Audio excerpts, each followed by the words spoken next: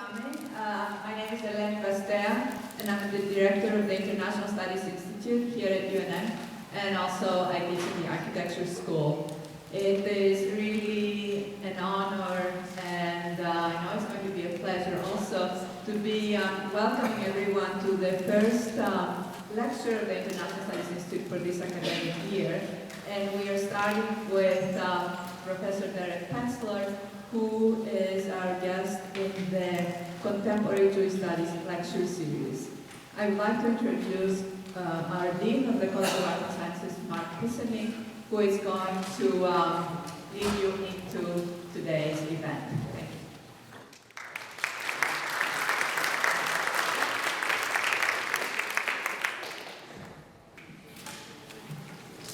Thank you, Larry. Thank you for everything you do for the Institute, for the university. It's one of those great opportunities for people from entirely different colleges to work together for the collective good, which is almost as difficult as getting people from different nations in certain parts of the world to work together for the collective good. Thank you. I want to apologize in advance to the speaker and everyone else. Unfortunately, after introducing our speaker, I have to go to the Board of Regents meeting. I would much rather be here, but I will have to head out. I'd like to take one moment to ask if there are any students from Pat Visso's Modern Middle East course. Raise your hand. Stand up and raise your hand. I'm not going to tell them. I'm only doing the... It's only going to... I don't know who's doing the... I don't know who's doing the... As Dean of the College of Arts and Sciences, I authorize Dr. Risso to give double brownie points to everyone who is here, and then she gets to decide how to actually collect those brownie points. When I arrived here as a faculty member 23 years ago,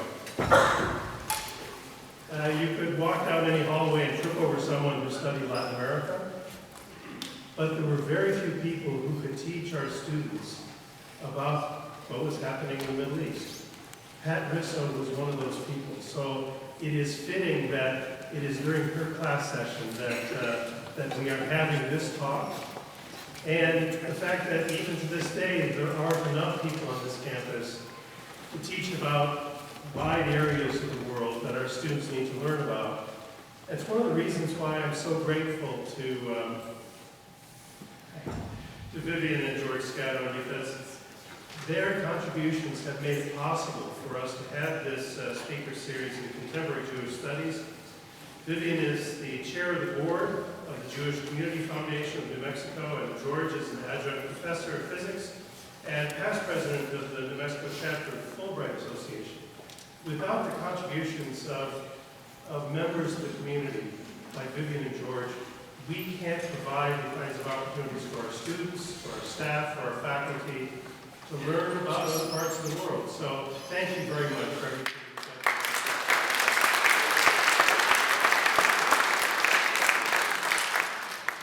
And again, I'm really disappointed that I have to go to the Regents meeting rather than listen to this talk, because Derek Penslar sounds like a fantastic speaker and is going to have wonderful things to share with you all. He is the Samuel Zacks Professor of Jewish History at the University of Toronto and the Stanley Lewis Professor of Israel Studies at the University of Oxford. I guess they're comparable to the University of Mexico. He is the author of many books, including, I'll find them on this page, he describes them himself, Zionism and Technocracy, The Engineering of Jewish Settlement in Palestine, 1870 to 1918, Shylock's Children, Economics and Jewish Identity in Modern Europe, most recently, The Jewish State of Israel in History, the Jewish State in Comparative Perspective. So this is someone who is one of the top scholars in understanding the history of the Jewish people in modern times and the history of Israel. And in fact, he gets to control a lot of what everyone else knows about these things because he's a co-editor of two journals. One that is, let's see if I get this right, the Journal of Israeli History and Jewish Social Studies.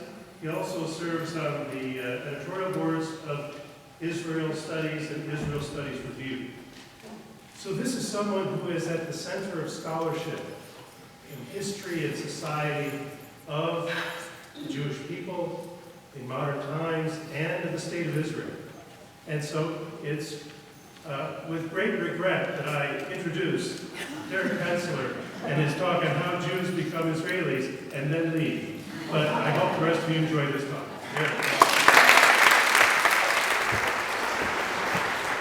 So thank you, Eleni, in particular, for spearheading the academic side of it. Thank you, George, for at least most of the emails from the community side came from him. I've gotten wonderful hospitality from members of the Jewish community yesterday. It was really a wonderful day, and I'm very much looking forward to my day today at the university.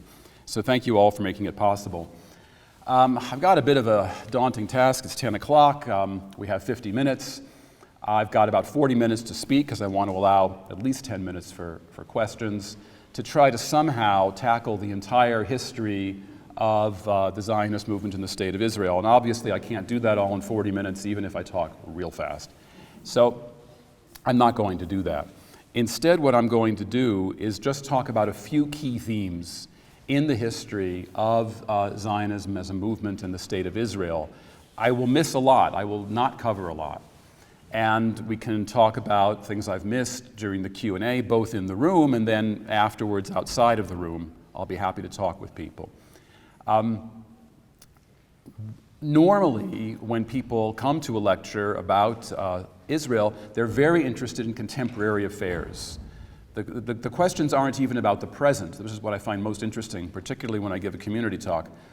The questions are about the future. What's going to happen? I cannot tell you, for every question I get about history, I get 10, what's going to happen? So I'm going to tell you right now, I don't know what's going to happen. Nobody knows what's going to happen.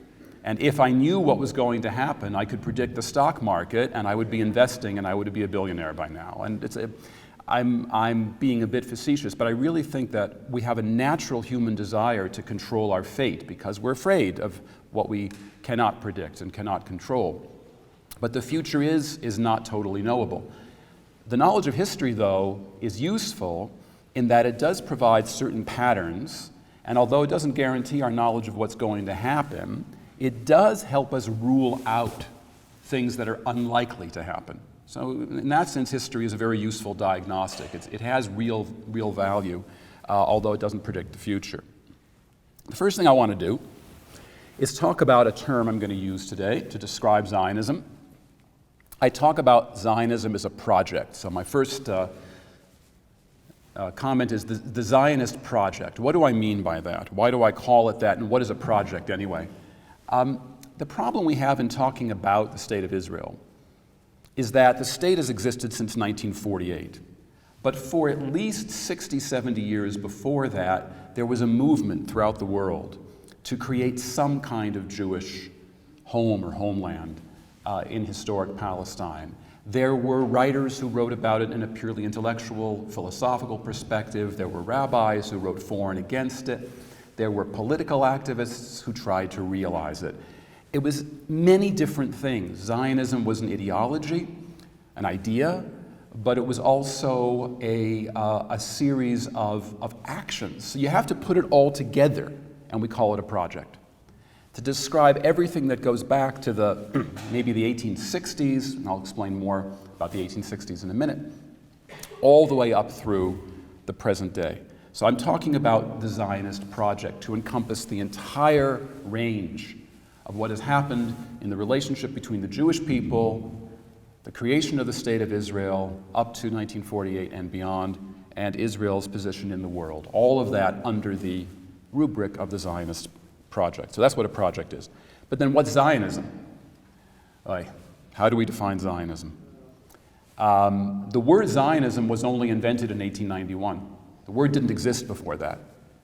Does that mean there were no Zionists before 1891? Well, there were certainly people who were acting in such a way that we would call them Zionists. They were interested in Jewish settlement in Palestine. They were interested in all sorts of aspects of changing Jewish life that I'm going to talk about in just a minute that are characteristic of Zionism.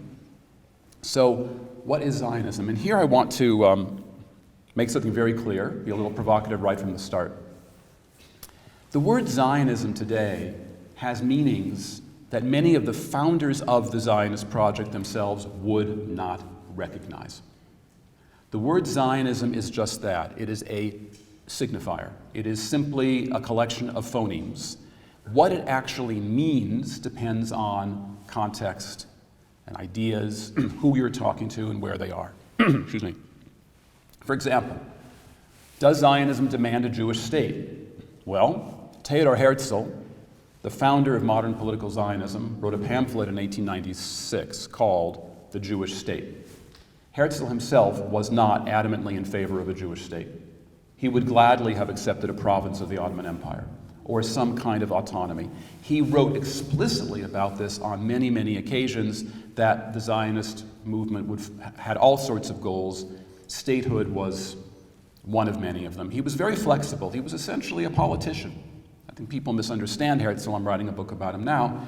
He was a thinker, he was a leader, he was also a politician. And politics, as we know, is the art of the possible. I hope that the American presidential candidates keep that in mind when they consider what they'll do as president of the United States. Politics is the art of the possible. So the question of statehood, one of the greatest Zionist intellectuals of the early 20th century, a man who is still read to this day with great respect, his name was Asher Ginsburg, but he wrote under a pen name. In Hebrew, he was called Ahad Ha'am, which means one of the people. And this man himself thought a Jewish state simply wasn't feasible or practicable. There were other Zionist leaders who did favor Jewish statehood, but who had concepts of Jewish statehood that we today might find surprising. For example, one of the most militant early Zionist leaders was a man named Vladimir Jabotinsky, a Jew from Odessa, who argued for a Jewish state with very large, expansive borders.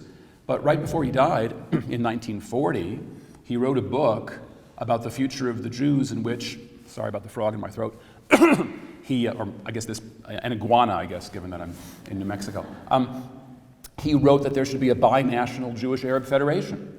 This was Vladimir Jabotinsky, who's often associated with the most militant sort of strains of Zionism. There were many, many different notions of what Zionism was. It was really only during the Holocaust, in the middle of the Holocaust, when the horrors of the news of what was happening in Europe really began to hit home, come to this country, that Zionists decided that the only real security for the Jewish people would lie in statehood in the entirety of historic Palestine. And then since 1948, there have been ongoing debates about borders within the State of Israel. Should the State of Israel exist only within the borders before, let's say, the June 5th, 1967 war began, or should the State of Israel have broader borders that include territories that Israel took in 1967? These debates are ongoing. So this notion of Zionism as having fixed concepts of statehood or of borders, it's not quite true. It's very interesting that the official program of the Zionist organization from 1897 until really World War II was the term's a German term, but to translate it would be a national home secured by public law. Now, what does that mean? A national home secured by public could mean lots of things. So the word Zionism then historically has been very vague. And a corollary to that, I have to learn, in Canada we say corollary, but in the States it's corollary. Corollary to that would be that in the early 20th century, Arabs who were following the development of the Zionist movement did so with a mixture of anxiety and admiration. They were anxious because they did not want to see a large-scale presence of Jews in Palestine. But they were admiring of Jews for their energy and their entrepreneurial spirit and their ability to organize, raise money, and so on. And I just want to point out that in the early 20th century, there were Palestinian and Syrian Arab intellectuals who in some ways had a much more sophisticated understanding of what Zionism was than some of the propaganda that has been produced in more recent decades. So for example, one of the founders of Islamic Reform, a early Arab nationalist leader as well, Rashid Rida, writes in the early 20th century that the Jews are a people. He calls them a nation. He understands the principles of Zionism. He respects the Jews' connection to the Holy Land, but then he expresses anxiety about a large-scale Jewish, essentially, takeover of Palestine. But he's also very admiring. But what was even more interesting was a correspondence carried out in 1898 between Theodor Herzl, who was the Viennese, Budapest-born, Vienna-raised president of the Zionist organization, and a former mayor of Jerusalem, Dia al-Khalidi. A correspondence, very polite correspondence, extremely courteous, carried out in the international language of French, in which Khalidi writes to Herzl, the Jewish people, he writes, had their ancient biblical kingdoms. He doesn't deny the existence of the biblical kingdoms. He talks about the temple, whereas one can read Palestinian propaganda that denies the existence of the Jewish temple. He says, your temple was here, your kingdoms were here. He writes about Jewish suffering. He acknowledges Jewish suffering, and he says, but I'm sorry, you have a problem, Dr. Herzl. He had a law degree. He got to call himself doctor. Dr. Herzl, you have a problem. There are 300 million Muslims in the world. At that time, it was 300 million. Obviously, it's 5 times that today. But, and this will not work. Live somewhere else. Go somewhere else or go to other parts of the Ottoman Empire. But he had nothing but respect for the Jewish people and nothing but respect for the Jews' historic claims on Palestine. Very, very interesting. So the Zionist project then begins in an era where the very concept of what Zionism is and what it could mean to people was very different from what it is now. So let me move on now to Roman numeral 2, which would be the underpinnings of the Zionist project. I would argue that the underpinnings of Zionism are 3, because in any university lecture you have to divide things into 3.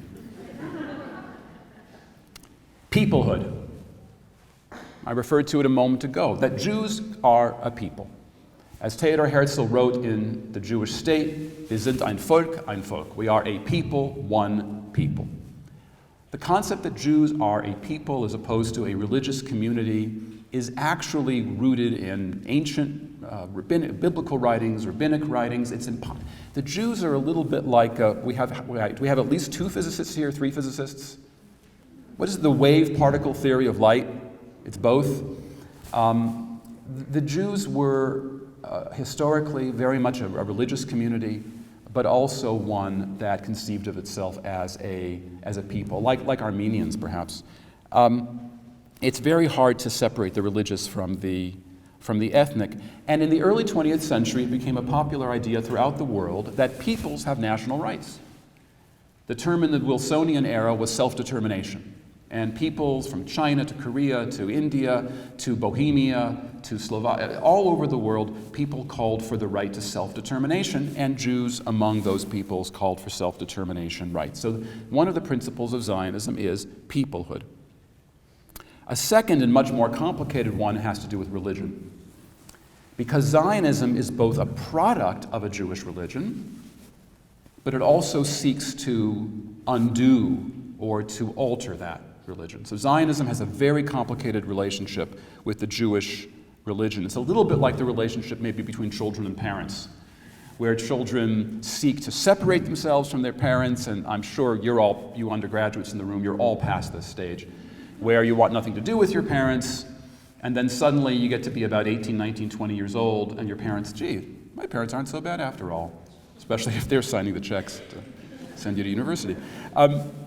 No, but Zionism on one level was rejecting traditional Judaism because traditional Judaism was based on a kind of passive notion of Jewish suffering, that the Jews have suffered exile and persecution and punishment for their various sins, but that eventually at the end of history, a messianic figure would arise and lead the Jews back to the land of Israel. So the Jewish religion was based on this notion of kind of passive waiting, whereas Zionism is not passive at all.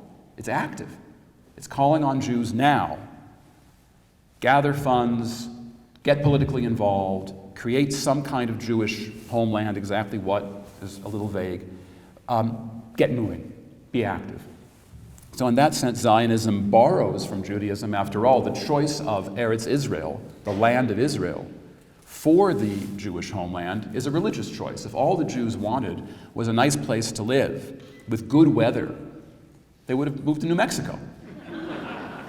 All right, I mean, but it did, and they explored. There were opportunities. Jews explored opportunities to create Jewish homelands on Cyprus, in the northern Sinai Peninsula, in Mozambique, in Western Canada. I can tell you, living in Canada, that wouldn't have been a great idea given the weather.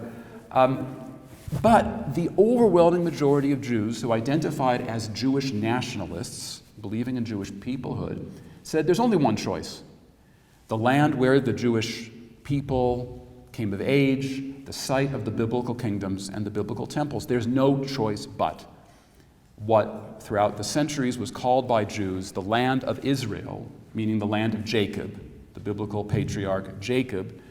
In the famous biblical scene, he wrestles with the angel of God, and the angel says, "You will now be called Israel." The land of Israel, the land of Jacob. There was really no alternative. So Zionism, on one level, tries to secularize and to reject Judaism, but it never really truly gets rid of it.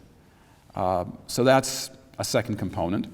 And the third component is revolution. And this is perhaps something I'm going to emphasize a bit more than you might find in many textbooks or sort of potted accounts of the history of Israel. I don't think you can separate the Zionist project from the concept of revolution. Not just moving Jews from one place to another. It was much, much more than that. It was a transformation of every aspect of Jewish being. Economically, Jews historically were primarily concentrated in trade, commerce, the thinking professions. The idea was to create a Jewish manufacturing and agricultural people, a people tied to the land. There was a lot of romanticism in the early 1900s. Precisely as industrialization was taking people away from the land, there was a lot of romance about the simple joys of peasantry. Often these views were espoused by people who knew nothing about the life of being a peasant, which actually was pretty hard.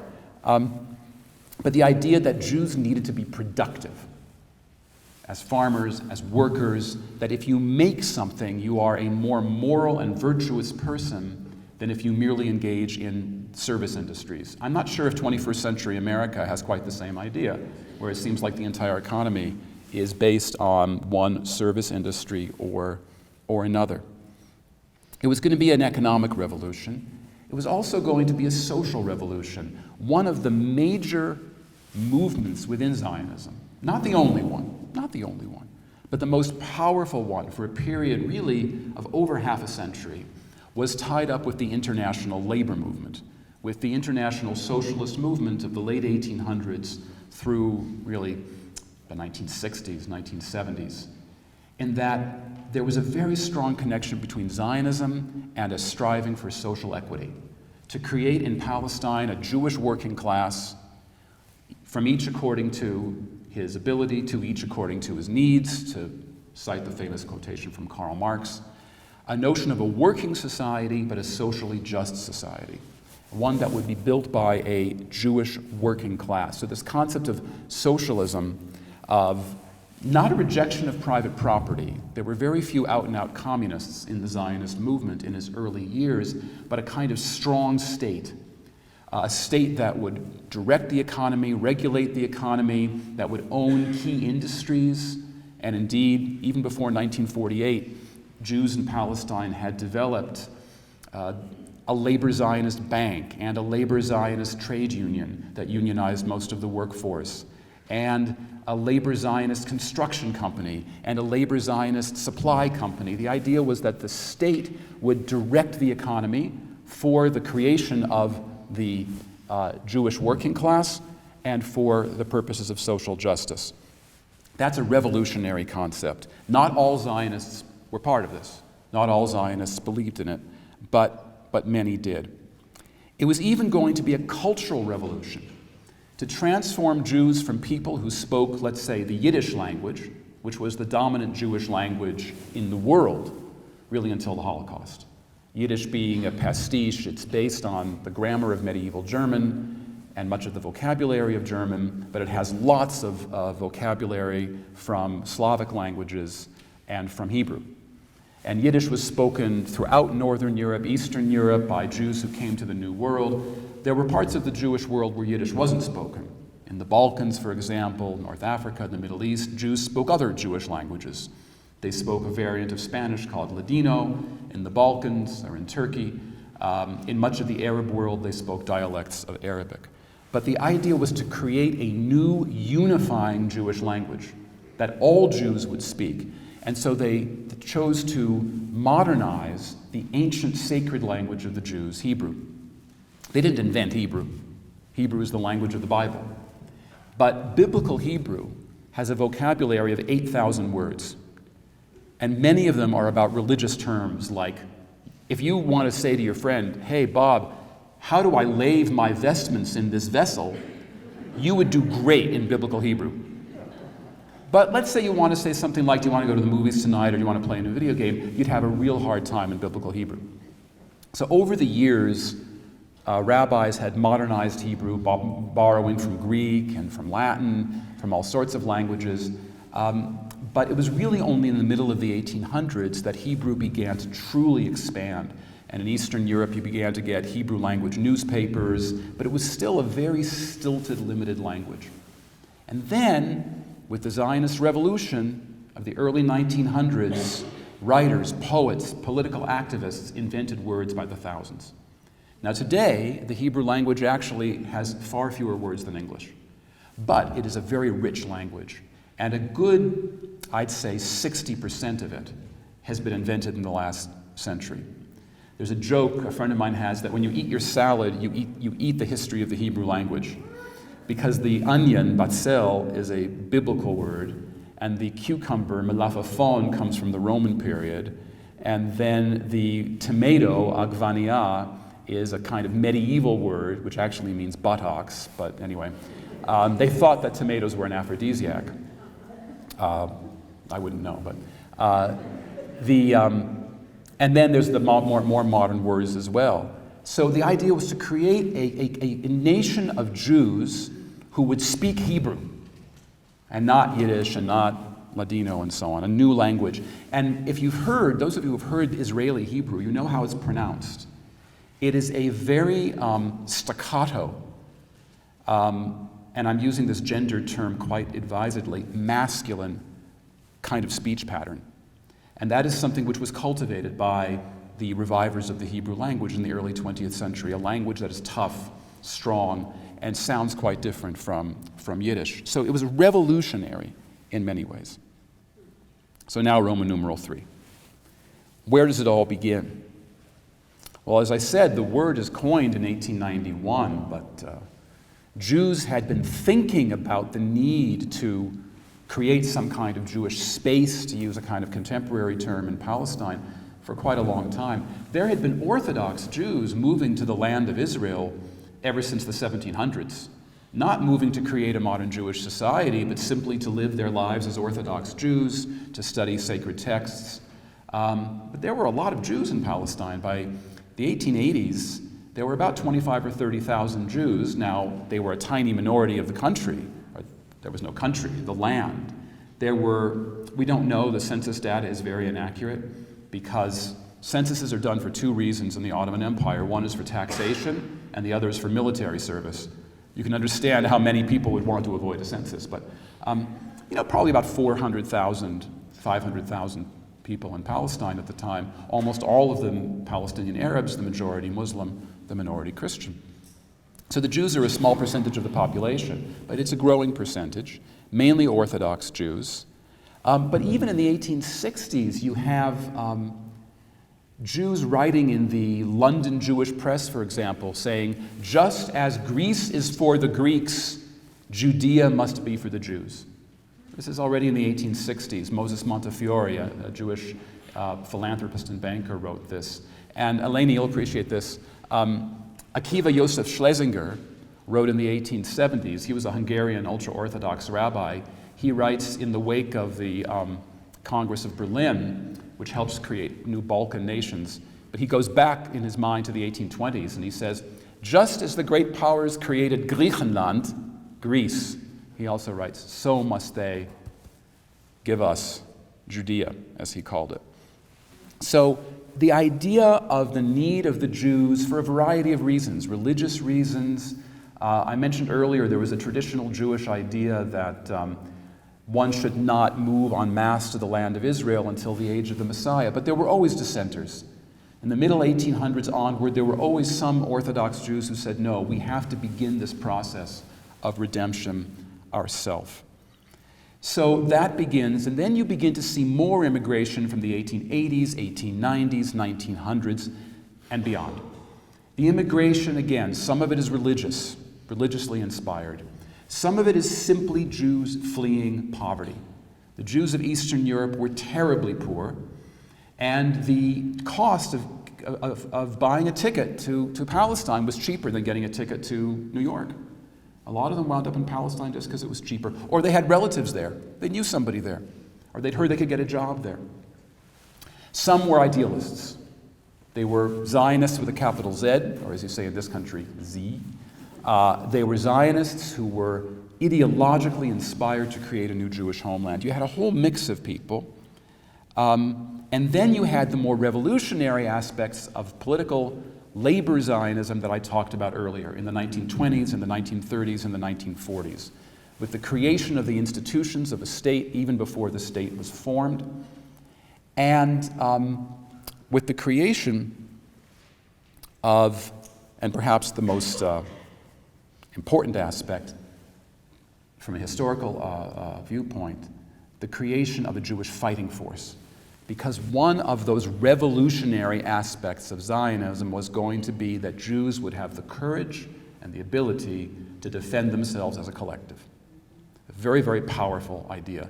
Now, I wrote a book that came out 2 years ago called Jews in the Military, in which I argue that this Zionist notion that Jews had not fought in armies throughout history is actually wrong. That Jews, wherever there was a country where people were conscripted, Jews joined and they served along with everybody else, and they actually sometimes had spectacular military careers. In this country, especially in this country, but also in France and in Italy. But it is true that Jews had not fought for themselves as a collective, and it was a very important element of Zionism from the beginning, even from the early 1900s, when some Jews were living in agricultural settlements sort of far away from the major cities of Jaffa and Jerusalem. And there were interactions, often unpleasant and violent interactions, between them and Palestinian Arabs. Palestinians often saw them as intruders.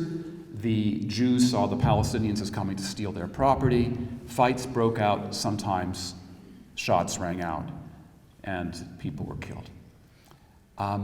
This idea that Jews had to create a fighting force to defend themselves was something very powerful, and it united the left-wing labor Zionists, it united them with the more middle-class, non-revolutionary Zionists, it united them with the more right-wing Zionists associated with Jabotinsky, who I talked about earlier. One thing they all agreed on, anyone who was a Zionist agreed on, was the need for a fighting force to be able to defend Jews against their adversaries, whoever they might be.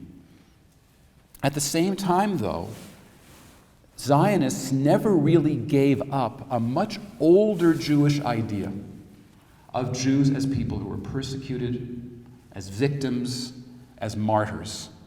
Jews had been persecuted, particularly in Europe, less so in the Middle East, for centuries and centuries. And there was a whole tradition of Jews seeing those Jews who die at the hands of their persecutors as martyrs, as victims. And this is where, if we really want to understand the ethos of the State of Israel today, which on the one hand has a very powerful military, one of the world's best militaries. It has a nuclear option. And they don't say it publicly, but everybody knows they do. Israel's a very powerful state militarily.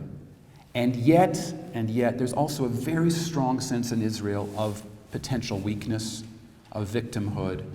And part of this comes from a long historical heritage of persecution, which culminated in the Holocaust. It's been 70 years, but still, the scars of the Holocaust are still quite fresh in Israel. 2/3 of the Jews of Europe were wiped out. 90% of the Jews of Poland were killed.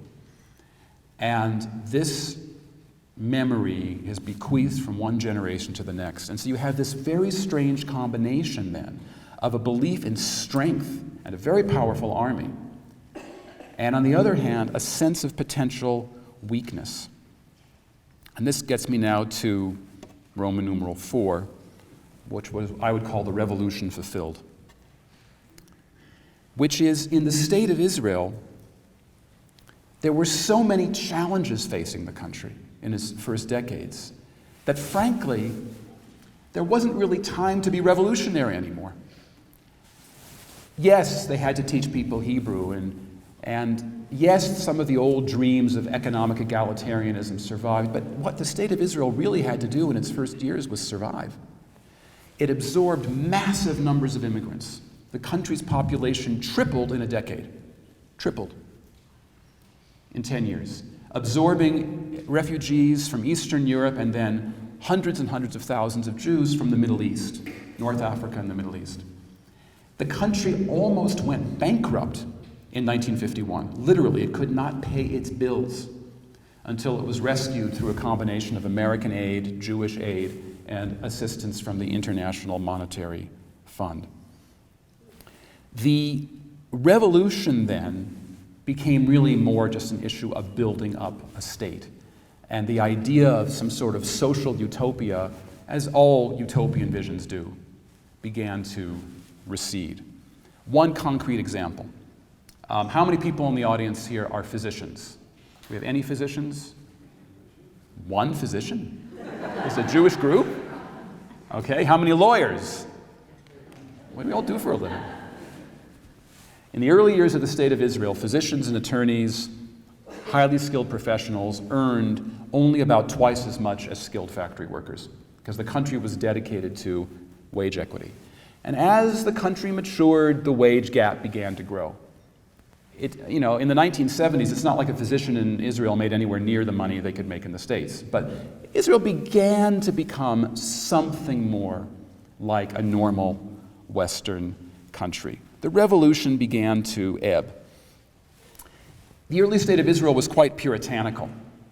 There was no television. There was only one radio station, and it was controlled by the government. And there was a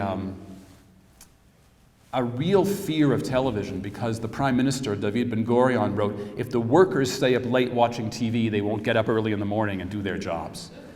And the story is that Ben-Gurion decided finally to introduce television when he was in France visiting Charles de Gaulle, and he watched a documentary on French television about bees.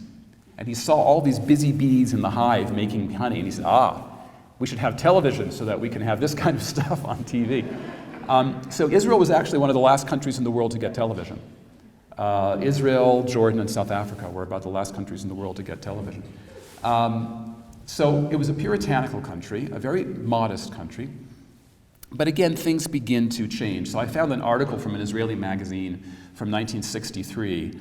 It was called The Pursuit of Luxury. And it was about, and I'm glad you're all sitting down because this is going to really hit you hard. Israeli youth in the early 60s were beginning to listen to rock and roll music, and they were beginning to have dance parties. Yes, men and women holding each other and dancing and not engaged in healthy folk dancing. So Israel, in other words, begins to become a normal country, slowly. Still quite poor by Western standards, but slowly. The revolution slowly fades. But there's an unexpected revolution in Israel post-1948 that no one had really planned.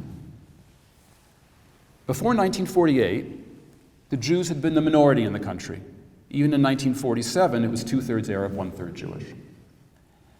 In the 1948 war, about 5/8 of all of the Palestinians living in what would become the State of Israel either were driven from their homes by the Israeli armed forces or they fled in panic. And very few of them were allowed to return.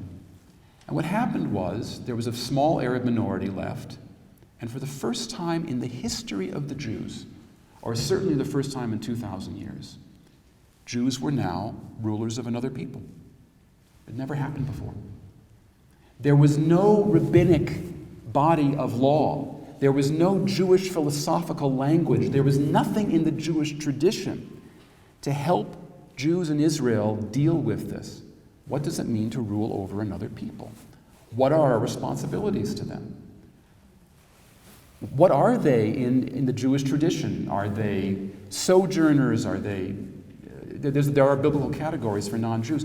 What are these people? How should we treat them? And until 1966, right before the 67 war, Arabs living in Israel lived under military rule, essentially military occupation. It was very hard for them. It was a huge pragmatic problem for Israel to try to figure out, are these people enemies whom we treat as enemies and nothing else? Are they citizens? Because the vast majority by the 1950s of Arabs in Israel were citizens. They had the right to vote. They voted for the Communist Party. They sent representatives to the Knesset, to the parliament. So this is a revolution Israel had not expected. And frankly, it's one aspect of the revolution that continues to this day, and that Israel is still trying to figure out how to be a conquering people, how to be an occupying people. It's not part of the Jewish tradition. This is something very new. There's a final unexpected revolution, which is going to move me to my fifth and final point, which is what I call the revolution ends. As I mentioned, the social, economic, cultural revolution ebbed. I can't say it failed. It ebbed. Israel became a functional state with a vibrant economy. The Hebrew language became dominant. And it's true, Israel was no longer a country of simple people working on collective agricultural settlements, even though there were never very many people living on the collective agricultural settlements. They were a symbol of the country. But Israel is a very successful, economically prosperous country. I think it ranks on the OECD index. It's somewhere near South Korea, I think. It's somewhere in that area around South Korea. It's like number 22 in the world, something like that. It's a fairly prosperous country. It's a country whose economy slowly liberalized. There was a massive inflation in the 1980s, and after that, the government began to sell off its industries. And then Israel became really a neoliberal economic country in the 1990s. Then it became this seedbed for computer technology, for what's called startup nation, medical technology at first, and then various kinds of high-tech, military technology. Israel, in other words, the revolution ebbed, and Israel became a kind of normal Western country. But I mentioned the ongoing problem of ruling over another people. That still hasn't been figured out. But there's one final revolutionary aspect that the state of Israel didn't really expect and has not known how to deal with. And that's almost where I started, and that's religion. Because again, Zionism is based on both rejection of Judaism and an embrace of it. David Ben-Gurion, the prime minister during the 1950s, would call Israel the third temple, right? Like the biblical temple. He would talk about a messianic vision for the state of Israel, Chazon Mashichi. He's a secular Jew, Ben-Gurion, but he uses religious language. And as early as the 1940s and 50s, there were some, not many, but there were some Orthodox Jews in Israel who predicted that redemption, not just a good life, not just safety, but redemption in a religious sense, for the Jewish people and for the world as a whole would come. First with the founding of the State of Israel, and then with the conquest of all of the territories of biblical Israel out to the Jordan River. And then in 1967, Israel did fight a war against multiple Arab states, and it conquered these territories. And for not just some Orthodox Jews, but also for many secular Israelis, these territories heralded some kind of new era of redemption. And the desire to settle these territories had not only to do with economics, giving people a nice place to live. It had not only to do with security, securing Israel's borders from potential enemies.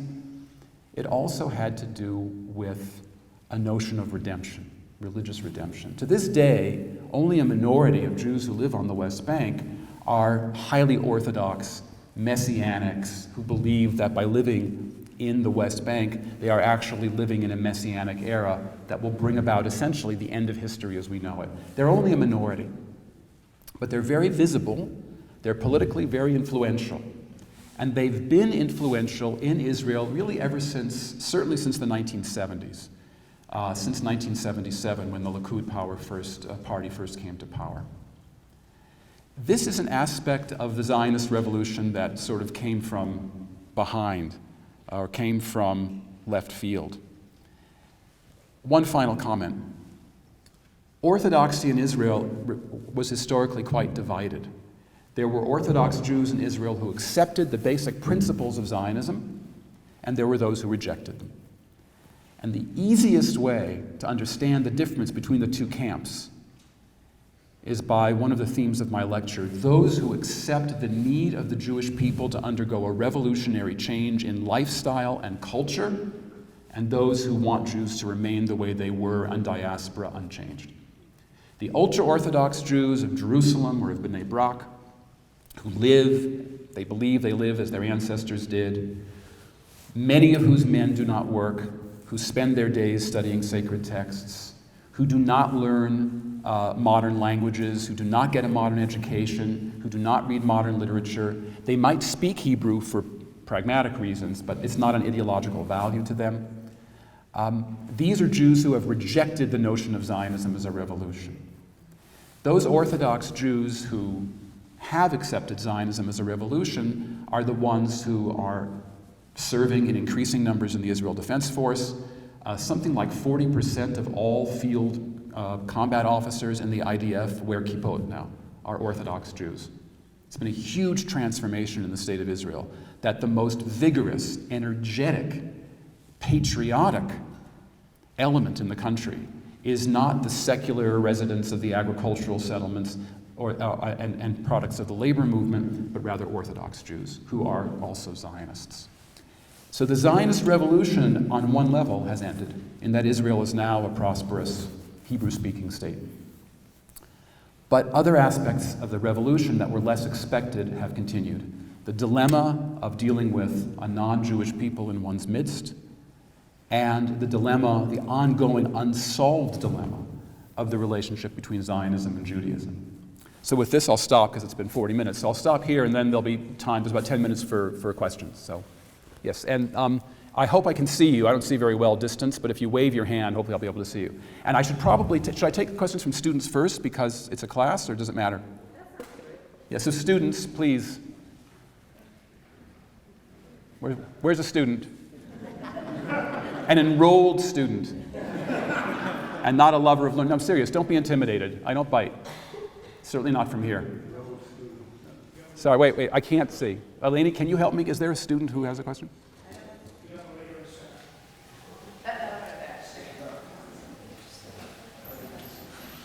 You said the movement of Zionism kind of started to secularize and move away from the religious aspect of it. My concept of Zionism has always been to unite them so that it was kind of like a preparatory kind of concept for the second coming of the Savior. Is that incorrect? And if that is incorrect, then what is the objective of Zionism if it's not to prepare for the second coming of the Savior? Well, that's a very important question because it raises a difference between... The question really had to do with a different view of Zionism as a means of preparation for the second coming of Jesus. And there was already in the 1830s and 1840s, we began to see something which later was called Christian Zionism. And it was the product of non-Jews, of Christians, who believed that restoring the Jews to the land of Israel would be an essential precondition for the second coming of Christ. And there were some Christians in England in particular who espoused this point of view. At the first Zionist Congress, there was a Lutheran minister and an expert on the Middle East who attended the Congress and wrote about it. And he wrote about Theodor Herzl as if he were like King David or Moses incarnate, and he wrote very much about Zionism as a return to ancient biblical glory to prepare for the coming of Christ. However, the Jews have categorically rejected the divinity of Jesus. And for the Jews, there is no connection, none, between the Zionist movement and the second coming of Christ, because they reject that very concept. For the Zionist movement, in Jewish eyes, it is about either issues of safety, a safe homeland for the Jewish people, cultural revival, restoring Jews to a sense of security, creating a new Hebrew culture. It might have to do with a different kind of redemption, a redemption that happens without the second coming of Jesus, because in the Jewish religion there was no first. It has to do with the notion that the Jews themselves are the Messianic people, and that the Messiah, the anointed of God, who is, after all, in the Jewish tradition, just a human being, not the Son of God, it's just a human being, Mashiach, the anointed, will lead Jews back to the land of Israel and will institute a new era of humanity, which will be peaceful and just, but not apocalyptic. The Jews do not have a belief in Judgment Day, mass destruction, only a few chosen remnants surviving. That is not part of Jewish theology. What is part of Jewish theology is a messianic era of justice and equity, and in which, according to the prophet Isaiah, all knees shall bend before God, and all shall recognize that all will recognize the one God. So it can be a religious view, but it's not a Christian one. And that gets to the really interesting question of the relationship between Christian and Jewish Zionism. Because today there are very close relations in the United States between Christians who support Israel because of their Christian beliefs. But the Jews actually have very different beliefs. So you can call it a kind of an alliance, but the two groups have very different ways of thinking. But they think of themselves as having common interests. Any other students who have questions? And then I'll turn to community people. Yeah. The rebuilding of the temple is the Jewish thought that the Messiah will come first and then the temple will be rebuilt, or that they'll be sort of simultaneous. Right, and that's, following up on that last question, first of all, I'd say the vast majority of Zionists, including the vast majority of Orthodox Jews, do not literally await the rebuilding of the Third Temple. Again, redemption, Messianic era, it's much more about peace, security, justice, equity. The Third Temple is not central to the thinking of the overwhelming majority of Zionists. However, there is a small minority. There's a small minority of Orthodox Jews who do, in fact, believe that they currently live in the Messianic era. They don't have to wait for the Messiah. They currently live in the Messianic era, and that at some point, they don't know when, but at some point, it will become possible to rebuild the Third Temple. And there is a yeshiva, an Institute of Jewish Learning in Jerusalem, where they study the laws of the ancient temple worship, the sacrificial cult of animals and the training of the priesthood and so forth, to prepare for the construction of the Third Temple. And there are Jews in Israel who demand the right to set foot on what they believe to have been the site of the ancient temple, which is today the site of two holy shrines in Islam, the Dome of the Rock and the Al-Aqsa Mosque. So it's a very controversial thing because Jews who want to go there and pray are seen by Muslims as a threat, whereas then Jews claim that their freedom to pray is being denied, and it's politically quite controversial. So this is a minority view, but these people do exist. Yeah. I would like to invite us to continue the discussion outside where there is supposed to be a small reception, as there is another class coming in right now. And thank you very much. Thank you very much.